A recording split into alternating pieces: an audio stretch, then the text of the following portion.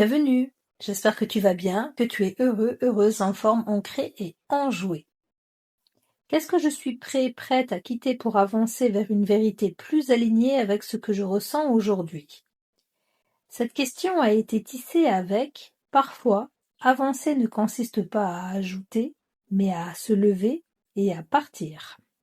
Cette question ne parle plus de décision intérieure comme hier, mais elle parle de mouvement. Hier, il fallait accepter une fin, aujourd'hui, il faut se lever et marcher. Cela veut dire ne pas rester par inertie. Et cette question invite à regarder où est-ce que tu restes alors que tu sais intérieurement que ce n'est plus juste? Qu'est-ce que tu continues à porter alors que ça ne te ressemble plus? Qu'est-ce que tu gardes par habitude, par loyauté ou par peur et non pas par vérité?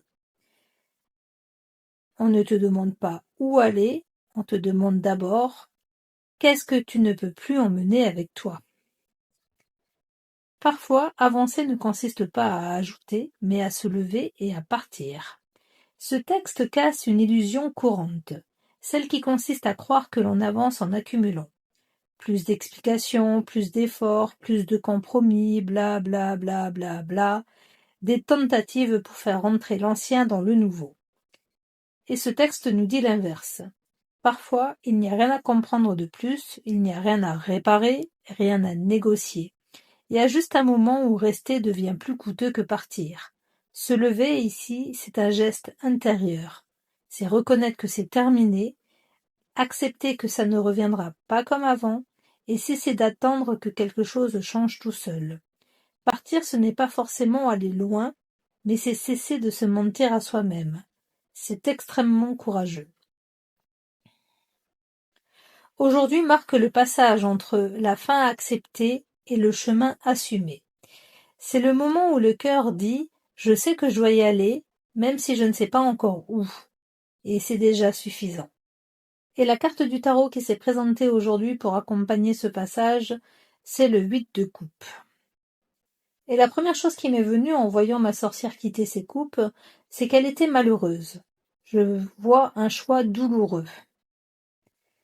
Pourtant, je ne la vois pas pleurer, je la vois avancer, droite, sûre d'elle. Elle marche avec son chat, sa bourse et son balai. Elle a pris l'essentiel. Je ne sais pas si elle pleure ou pas, ce n'est pas ce que la carte me montre, mais ce que je vois en revanche, ce sont les 8 coupes qu'elle laisse derrière elle. Et j'en vois une qui fume encore. Du coup, cela me montre une décision qui a été spontanée, radicale, immédiate. Elle n'a pas attendu que la coupe refroidisse, que tout soit calme, et elle n'a pas attendu non plus d'être totalement prête. Les 7 autres coupes, elles, parlent de quelque chose qui a duré. Parler, agir, ressasser, répéter, tourner en rond. Un moment où continuer ainsi ne mène plus à rien. C'est là que le courage intervient, le courage de se mettre en avant, le courage de dire stop. Et dans la posture de ma sorcière, quand je vois sa rigidité, sa tenue, elle est vraiment droite, je la sens crispée, comme si elle portait quelque chose de lourd. Cela me montre que partir n'est pas facile, c'est pas une démarche légère, mais que, malgré le poids, elle avance quand même. Ma sorcière prend donc la route, elle longe le ruisseau. Elle ne sait pas ce qu'elle va trouver devant elle, par contre, ce qu'elle sait, c'est ce qu'elle laisse derrière elle. Et quelquefois, cela suffit pour se mettre en route et pour commencer à marcher. Merci de m'avoir écouté. À demain.